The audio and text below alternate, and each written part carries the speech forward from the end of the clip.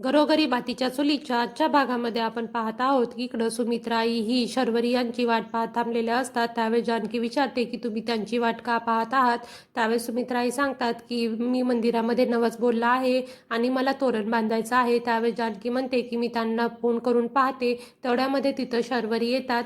त्यावेळेस आल्यानंतर तिला विचारलं जातं की तू कुठे गेली होतीस. त्यावेळेस शर्वरी सांगते की मी असं चालत चालत बाहेर गेले आणि खूप लांब गेले होते आणि जेव्हा बाईकवाल्यांनी हॉर्न वाजवलं तेव्हा माझ्या लक्षात आलं की मी चालत चालत खूप लांब आलेली आहे आणि त्यानंतर मी घरी आले. त्यावेळेस इकडं सुमित्राई म्हणतात की तू असं का करत आहेस आणि एवढा जास्त विचार करू नको आणि त्यामुळे तुलाच त्रास होईल.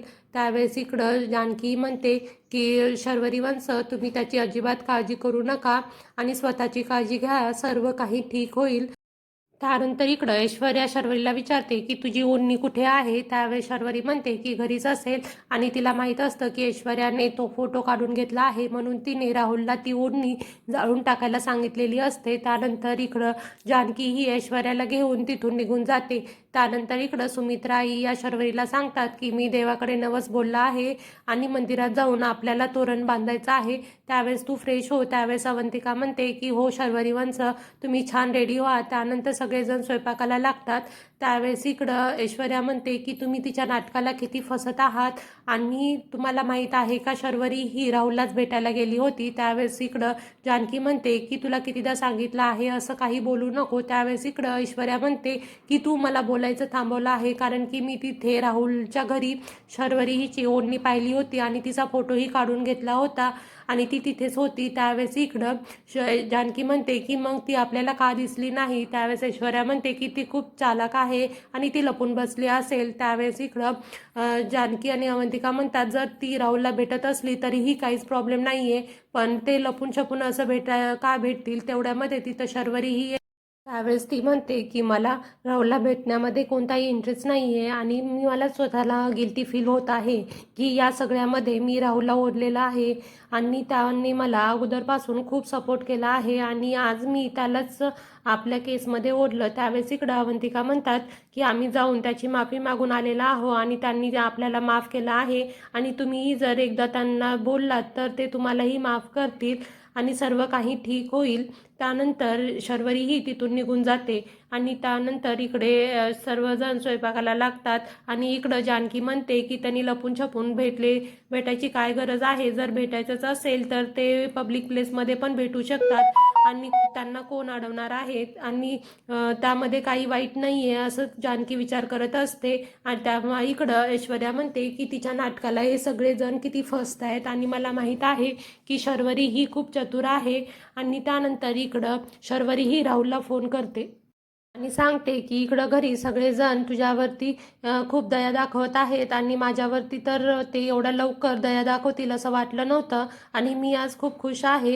त्यानंतर तिला असं वाटतं की दारामधून कोणीतरी ऐकत आहे पण तिथे कोणीच नसतं आणि ती म्हणते की आता आपण भेटायचं नाही आणि ती म्हणते की असं करूयात की मी मंदिरामध्ये येत आहे त्यावेळेस तू मंदिरात ये आणि आपण भेटूयात. त्यानंतर इकडं मंदिरात जायला सगळेजण निघतात. त्यावेळेस शर्वरी ही येत असते. त्यावेळेस इकडं जानकी म्हणते की तुम्ही फ्रेश झाला नाही आहेत, रेडी का नाही झाला. त्यावेळेस इकडं शर्वरी म्हणते की मी कशासाठी रेडी होऊ आणि मला आता काहीच करण्याची तयारी नाही वाटत आहे. तेवढ्यामध्ये जानकी म्हणते की तुम्ही चला मी तुम्हाला रेडी करून देते आणि ती तिला घेऊन जाते. ज्यावेळेस ती रूममध्ये घेऊन जाते त्यावेळेस तिला येलो कलरचा ड्रेस देते. त्यावेळेस इकडं शर्वरी म्हणते की हा ड्रेस मला राहुलने दिला होता आणि ज्यावेळेस मी मुळशीला येत होते त्यावेळेस माझ्याकडे काहीच नव्हते. त्यावेळेस तू असं कसं जाणार, त्यासाठी मी हा ड्रेस घालून रेडी होऊन मुळशीला आले होते आणि त्यांनी खूप आपल्या घरचा आणि माझा सगळ्यांचा विचार केला होता असं ती सांगते. त्यावेळेस इकडं शर्वरी म्हणते की राहुल हा खरंच खूप चांगला मुलगा आहे. त्यावेळेस जानकी म्हणते की तुम्हाला जर हा ड्रेस आवडत नसेल आणि खूप आठवण येत असेल तर मी तुम्हाला दुसरा देते आणि ती दुसरा ड्रेस देते आणि म्हणते की तुम्ही हा ड्रेस घाला आणि रेडी व्हा. त्यानंतर इकडं शर्वरी ही रेडी होते आणि त्यानंतर इकडं जानकी म्हणते की तुम्ही जास्त विचार करू नका आणि सर्व काही ठीक होईल. आणि असं जर तुम्ही केलात तर आईंना कोण सांभाळणार आहे. आत्ताच नानासाहेब ही गेले आहेत आणि नंतर मुलीचा नवरा गेलेला आहे, त्यामुळे त्यांनाही खूप दुःख झालेलं आहे आणि तुम्ही असं करू नका आणि लवकर रेडी व्हा असं सांगितल्यानंतर शर्वरी ही रेडी होते.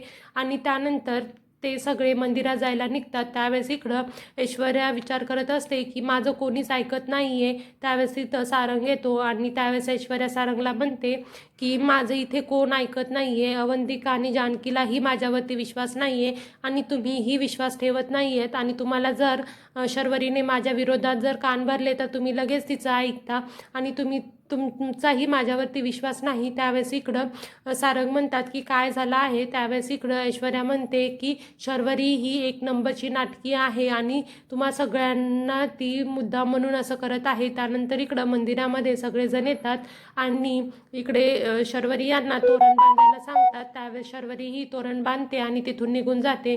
त्यावेळेस इकडं आई हिला जानकी म्हणते की आता सर्व काही चांगलं होईल आणि तुम्ही जास्त विचार करू नका. त्यानंतर इकडं मंदिरात आशीर्वाद घेतात आणि त्यानंतर ते सगळेजण निघून जातात. त्यानंतर इकडं बाहेर गेल्यानंतर शर्वरी हिला राहुल भेटतो आणि राहुल आणि शर्वरी हे बोलत असतात. त्यावेळेस इकडं शर्वरी म्हणते की मला आता तुला भेटायचं नाही आहे आणि माझा आणि तुझा कसला संबंध नाही आहे आणि तू मला का भेटत आहेस हे तिथे असलेली लोक पाहतात आणि म्हणतात ही रणदिवे कुटुंबची बहीण आहे ना आणि ही ऋषिकेशची बहीण अशी चाळे करते. आत्ताच नवरा गेलेला आहे तरी ही किती तयार होऊन आलेली आहे आणि ती तिथून निघून जाते. त्यावेळेस राहुल जानकीला विचारतो की शर्वरी असं का करत आहे. त्यावेळेस जानकी म्हणते की सर्व काही ठीक होईल. तेवढ्यात तिथं आई म्हणतात की आपल्याला जायला हवं.